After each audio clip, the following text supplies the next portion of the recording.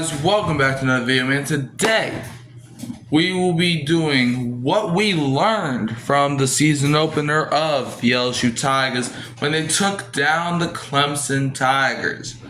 Now, before we hop into the video, here's the description of what we're going to be talking about.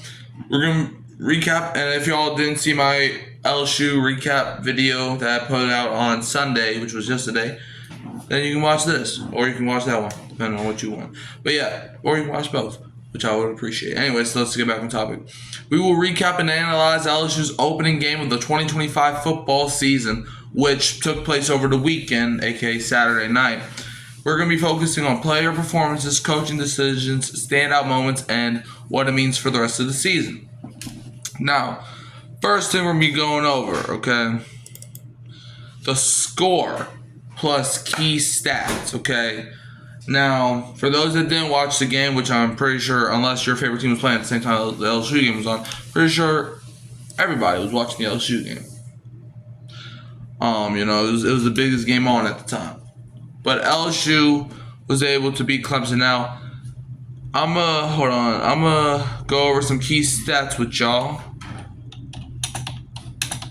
That really helped LSU get the win. This was the definition of a team effort game. We don't win with some of the guys if they don't perform. So, I'm going to go over 3 stats that really helped us win. First one, Garrett Nussmeier. Garrett Nussmeier was 28 for 38, 230 yards, 1 touchdown, Heisman season loading. And look, I was critical over Garrett Nussmeier this really last season and this offseason. He's proven me wrong, but to be fair, he had a good opening game against USC last year, but I feel like this game was definitely better than USC's game last year. So, yeah, I think Garrett Nussmeier, if we can get this, we're probably not going to get this every week, but if we get this, majority of the weeks, I don't see why we can't make the playoffs this year, especially since it's 12 teams now. Also, I want to talk about a rushing stat. Caden Durham, 17 carries, 74 yards, and a touchdown. Without Caden, if we did not have a good running game on Saturday, we would not have won. Caden Durham was breaking tackles, fighting for every inch, man. Caden Durham solidified himself, in my eyes, at least the top 10 running back in the country. Caden Durham's something special, so all those teams that are about to play, watch out for Caden Durham. Or don't. That's cool with me, because then we can just run all over you.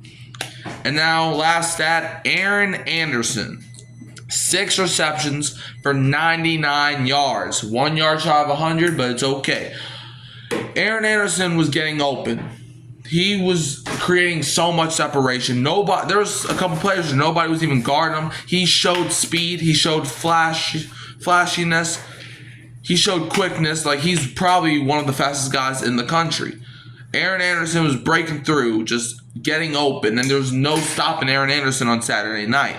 So, shout out to those 3 fellas to get us a 7-point win over Clemson, 17-10.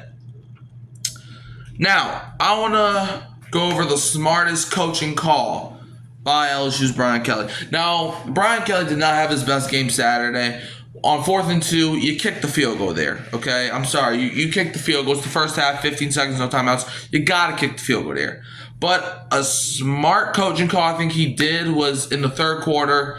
LSU I think they just got an interception. Garrett Nussmeier throws a deep pass to Baron Brown. I think that's his name.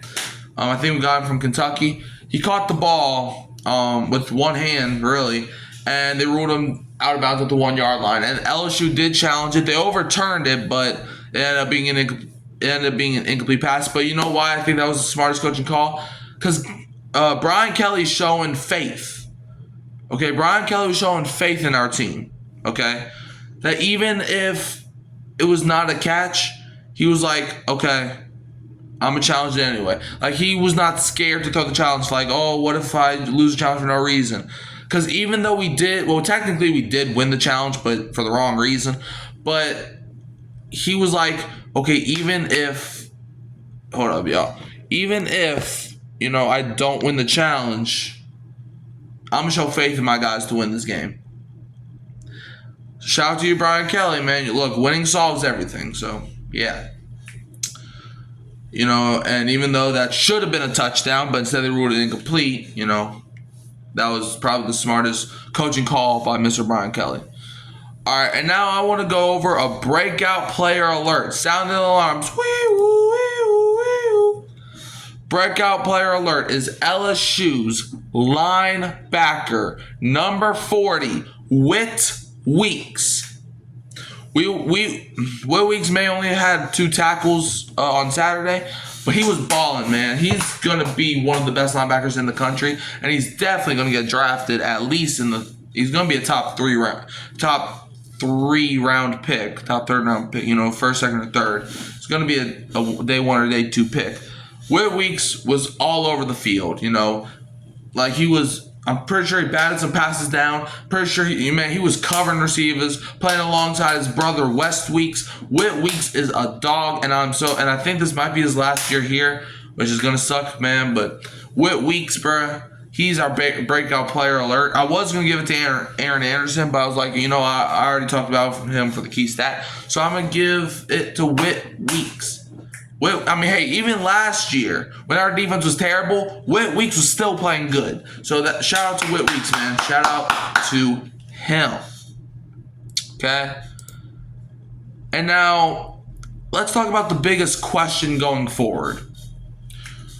My question is whether the offense with its strong passing game can it become a more balanced and complete unit with an improved running game to reach its full potential.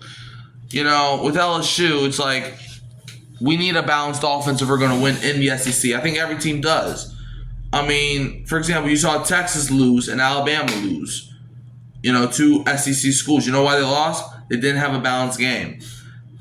Bama, in their game against Florida State, they kept they were running the ball well, but they just stopped going to the run.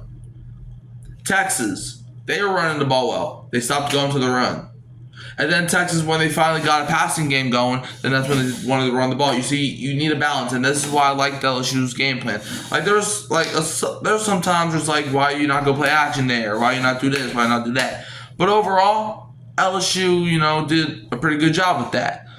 But I just wanted to see us be more balanced with our game, okay? So if we can do that, I think we can reach our full potential. And last thing before I sign off, I'm going to give you a prediction for next week. So next week, LSU will be hosting LA Tech. I think it could be a surprising high-scoring game, but I do got LSU walking out on top, winning the game by 13 points with a final score of 38-25. Look, and I like our defense. I just think, you know, I think LA Tech, I think it's going to be one of those games where it's like, you know, LSU should be blowing them out, but they don't. But it's going to be okay because LSU still wins, and I think they're going to go to 2-0 on their overall record. And we're going to see because I think the playoff, or not the playoff rankings, but the college football top 25 rankings come out tomorrow. And if you saw my community post, I had LSU at number 4. You know, I think they switched with Clemson. Yeah, I think Clemson falls to 8, but I think we're number 4. So, anyways, that's really it. You know, you can also find me at Hurricane Mike, Kyle Phelps, and Keeping It Real, Who That's Sports Podcast. Don't forget to like, subscribe, share, turn the bell on so you don't miss a future upload. And I'm gonna leave you as always with the Go Tigers and don't be a Bama fan.